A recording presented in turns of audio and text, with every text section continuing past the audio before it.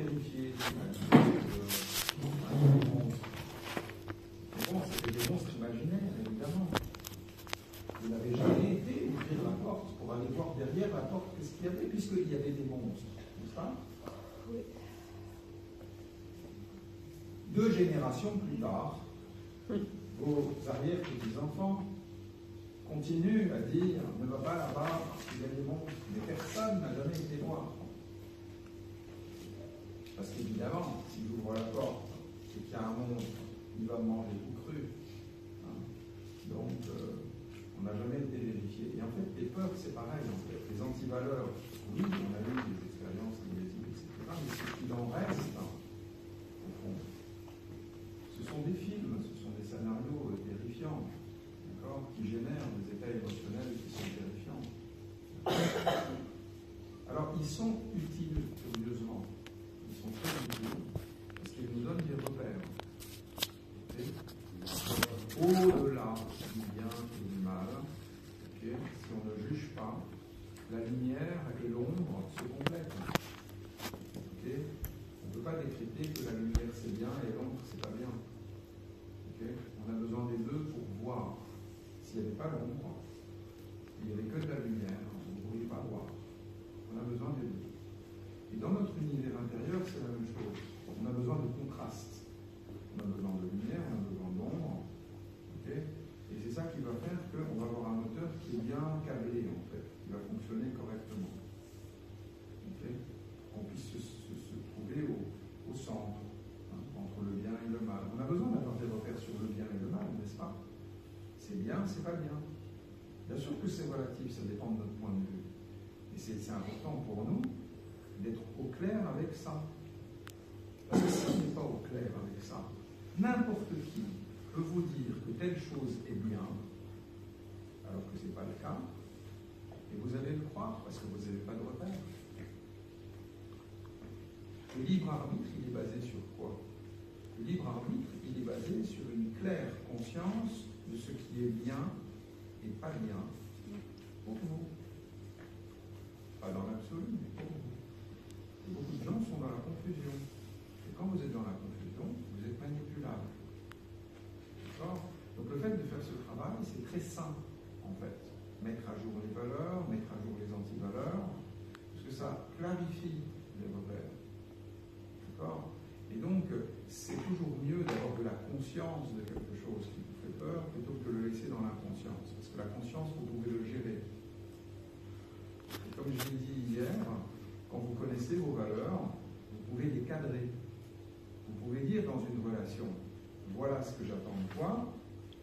Et si vous avez les antivaleurs, vous pouvez dire, voilà, attention, ça ce sont les lignes rouges. Et voilà ce que je veux surtout pas voir dans la relation, parce que si je vois ça, ça sera terminé. D'accord? Combien de relations vous avez rompues, que ce soit avec des personnes, que ce soit avec une institution, pourquoi? Parce qu'elle a franchi une ligne rouge. C'est-à-dire, en fait, elle a violé une valeur fondamentale, ou alors elle a touché une antivaleur. C'est fini. Mais si elle l'avait su, peut-être que ça se serait passé autrement. Parce que l'autre, pour lui, c'est pas nécessairement une ligne rouge. Et peut-être que vous avez franchi des lignes rouges sans le savoir. Peut-être que vous avez brisé des relations sans le savoir. Parce que de l'autre côté, c'était une ligne rouge. C'est ça l'utilité, en fait, de mettre ça au clair. D'accord? Et pour certains, et c'est pour ça qu'il faut faire le travail sur les deux tableaux, il y en a qui réagissent beaucoup plus sur les valeurs. Okay. Je pense que Slim, c'est plutôt le valeur. Hein. Il a besoin de voir l'objectif, il a besoin de voir ce que ça va apporter, etc. Et il va être enthousiaste s'il va y aller. Okay. Je ne sais pas si tout le monde n'a pas fait l'intelli-7, hein, je crois. Voilà. Et puis si vous l'avez fait et que vous n'avez pas débriefé, c'est encore possible. Dans le troisième module du praticien 1, vous vous rappelez, donc apprendre à apprendre, on avait vu l'architecture naturelle du cerveau avec les deux hémisphères. Et j'avais montré le modèle de l'intelli-7. D'accord? Avec le gauche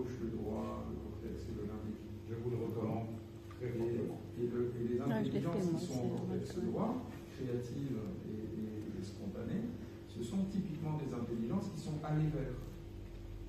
Et les intelligences qui sont en éloigné, hein, c'est en limbique gauche, c'est conforme et prudent. D'accord ? Donc il y en a qui sont motivés par la peur, et puis il y en a qui sont motivés par le plaisir, la satisfaction, le succès, la réussite. Donc c'est important qu'on fasse les deux, parce que ceux qui sont plutôt en éloigné, les déclencheurs de motivation, c'est s'éloigner.